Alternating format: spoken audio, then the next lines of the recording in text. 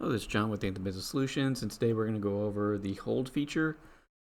I used to hear it called hold and fire. I don't know if that's still the term or not, but I went ahead and rang up some drinks, and I don't have any appetizers programmed in here, so use your imagination. I just used kind of taco and burritos and some appetizers, and then ribeye and T-bone for the main course. But if you wanted to hold these, for example, you'd select the item, and then an option here with course, and then hold. And if you notice over here in this gray bar right here, once you do hold, it puts an H there.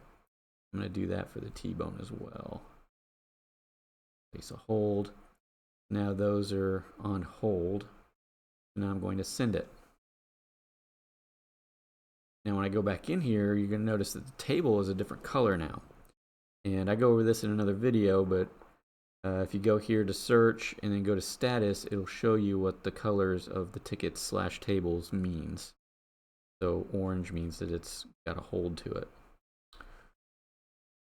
So now once that's ready to be fired, you go in here, you select the item again, hit course, remove that. And same thing here, remove the hold, and then you're ready to send. It will send that. And now it's regular color again. So that is how you use the hold and fire feature. I hope this video was helpful. Thanks for watching. Want to stay up to date on the latest tips and tricks? Don't forget to click the subscribe button and hit the bell icon.